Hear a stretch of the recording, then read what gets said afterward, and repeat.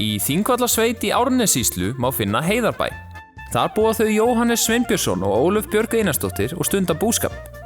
Að þessu sinni ætlum við að heimsækja þau og kynnast þeirra búi.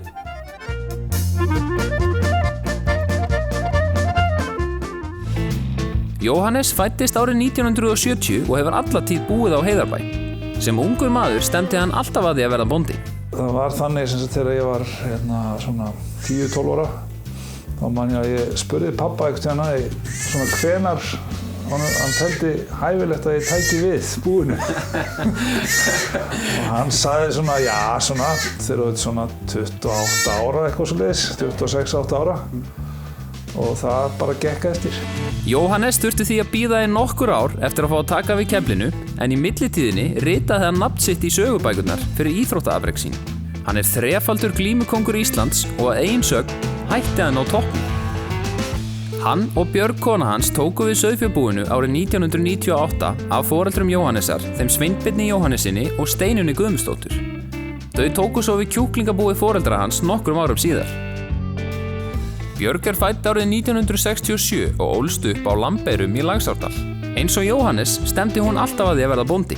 Það var því við hæfi að þau skyldu kynnast í Landbúnaðarháskólanum á Hvanneyri. Og ég ætlaði nú alls ekki að læra meira neitt, en svo endaði samt með að við fórum hjónin til Svíþjóðar og við ætlaði að fara þar í mastersnám fyrst og við kláruðum það bæði, en svo endaði með að ég fór í doktorsnám í fóðurfræði. Jóhannes nýtir námsgráðurnar í meira heldur en búverki. Hann hefur bæði unnið hjá Rannsóknarstofnun Landbúnaðarins og hjá Landbúnaðarháskólanum í hlutastarfi allan sinn búmannsferil. Þannig að ég hef kannski sameinað það að vera bóndi og að vera í vísindum líka, og það var eitthvað sem að höfðaði til mín, og ég er heppinn að vera í vísindum sem tengjast búskapnum. Það er mjög gefandi. Í fjárhúsunum á Heiðarbæ eru 670 fjár á vetrarfóðrum. Svo erum við kjúklingana. Það er tiltölulega lítil eining í því. Það eru einhverjir 2100 kjúklingar í einu. Svo veiðum við hérna í vatninu. Og það gerum við eins og við höfum tíma til, en reynum að hafa náttúrulega tekjur á því. Það er þessi frægi Þingvallasilungur sem er náttúrulega besti silungur sem hægt er að fá. Já, bara svo það sé á hreinu. Þó að á Heiðarbæ sé fjölbreyttur búskapur er fjárbúið þó aðalbúgreinin. Hjónin á Heiðarbæ leggja áherslu á ákveðna þætti í sinni sauðfjárræktun. Við leggjum mjög mikla áherslu á mjólkurlögnina, að séu góða mæður og mjólki vel, og það hefur alltaf verið frekar góð frjósemi hérna og við reynum að halda því og frekar að bæta. Og svo náttúrulega eins og annars staðar höfum við reynt að bæta gerðina, holdfyllinguna í skrókkunum og halda fitunni niðri. Og við reynum að velja hrúta sem eru frekar alhliða. Þegar við kíktum í heimsókn á Heiðarbæ stóð sauðburður sem hæst.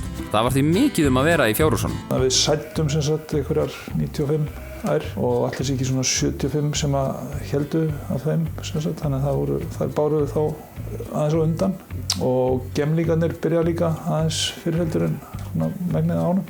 Við gætum látið þetta allt bera á 17-18 dögum, en við viljum frekar láta það bera mánuði til þess að nýta plássi betur og ráða betur við þetta. Við erum með gjafagrindur í fjárhúsunum og það eru 25-30 kindur í hverju hólfi til hliðar við þær. Þar bera þær, en svo bara drífum við þær beint hérna inn í einstaklingsstýr og þar eru þær í 2 sólarhringa. Við erum með eftirlit kvölds og morgna, þannig að þetta er bara eins og sjúkrahúsunum, það er stofugangur. Ef allt er í góðu lagi, þá eftir 2 sólarhringa þá er það útskrifaðar þaðan. Þær fara í hópstýr sem eru í sömu hólfum og þær bera í, sem er að tæmast smá saman. Og svo erum við með hólf úti, hérna fyrir utan húsin, ykkur 5-6 hólf.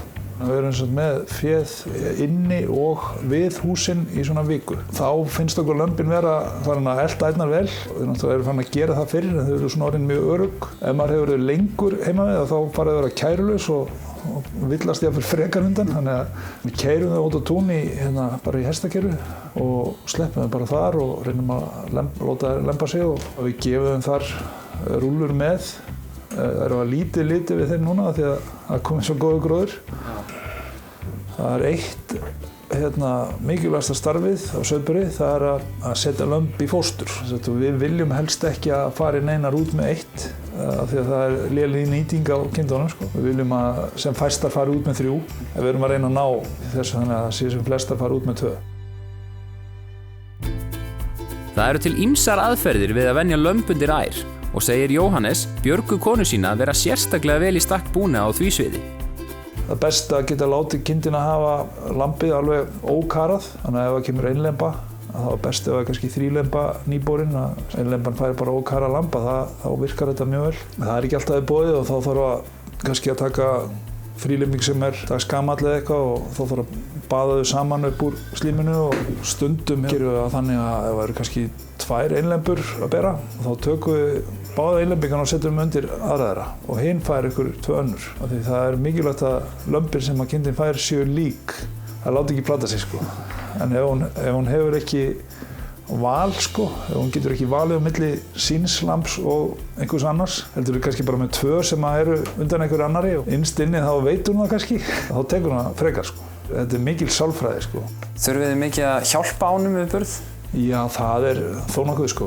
Björg, kona mín, hún er aðalmeistarinn í því sko og náttúrulega líka að venja undir lömb.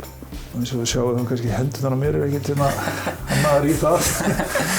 Eins og gefur að skilja eyða hjónin mest öllum tíma sínum í fjárhúsunum á Sauðburði og þá er mikilvægt að hafa góða kaffistofu. Já, þessi kaffistofa var áður svona fjárhúskofi sko. Og það var nú Björg sem að eiginlega dreif mestu liti í þessu sko. Það var mokað út öllum skítnum sem var hérna og það var rauninni bara braggaveggunum sem var hérna en það voru reistir hérna sérstakir veggir og svo var þetta allt einangrað og enn og ennþá upprunalega þakið. Þurfti nú að laga það. Fyrrverandi vinnumaður hérna, einbýlisvinnur sem var að vinna á steypubíl og kom inn einhvern tímann með hálfan steypubíl af steypu sem hafði ekki nýst. Það var drifið hérna í gólfið sko, og svo voru settir opnar hérna og svo hirti ég einhverja skápa hérna og svo fengum við hitakút og vask og ískáp og svona. Þannig að já, það kom hérna einhvern tímann fólk, útlendingar og það hélt bara að við byggjum hérna sko. Já, og svo bara alveg hissa þegar ég sá íbúðarhúsið. En mér finnst fínt að búa hérna svona meira og meira leyti í þennan mánuð ári sko. Já. En svo fínt að komast aftur heim sko. Þú ert þrefaldur grettisbeltishafið, eða ekki? Jú, það er ég. Jú. Ég lærði nú glímu hjá honum Sævari Gylfasyni í Heppiskóla, þannig að ég kannski fæ að skora það á hólm. Hann er einmitt bekkjabróðir minn sko, frá Laugarvatni, þannig að ég kendi honum glímu. Það er gaman að vita hvort hann hefur náð að kenna þér eitthvað. Já, við skulum sjá til. Ísland farsælda frón og harsælda hrímhvíta. Nú er sannkallaður risaslagur framundan. Jóhannes Sveinbjörnsson, HSK í bláum búning og það er alltaf eftir að Jóhannes verður að vinna þessa glímu. Já, hann gerir það. Og hann gerir það. Já, Jóhannes hefur greinilega engu gleymt og rétt tókst að merja þáttastjórnandann eftir drengilega keppni. Ljóst er að það má margt læra frá Jóhannesi og það á ekki bara við glímutökin. Þolinmæði þrautir vinna alla sko. Í Sauðburði þá þarf maður að hafa dálítið mikið úthald.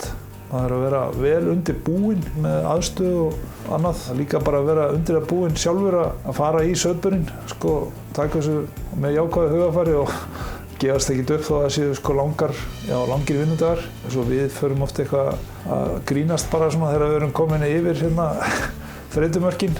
Þá ná að halda okkar á floti með því sko. En ekki að gefast upp þó að eitthvað svona komi upp. Það bara að læra því og reyna að kynna sér náttúrulega bara það sem aðrir gera og það sem er hægt að læra í skólum. Þetta er náttúrulega bara flókið verkefni að vera bóndi sko. En það er hægt að læra þetta sko. Ég myndi segja að ég myndi ekki ráðleggja fólki sko að fara út í búskap á þess að vera búin að læra eitthvað búskap. Þá helst bæði af sko einhvers konar reynslu og líka það sem við verðum að kenna eins og Hvanneyri og Hólum og víðar. Og á þessum orðum endum við heimsókn okkar í Heiðarbæ.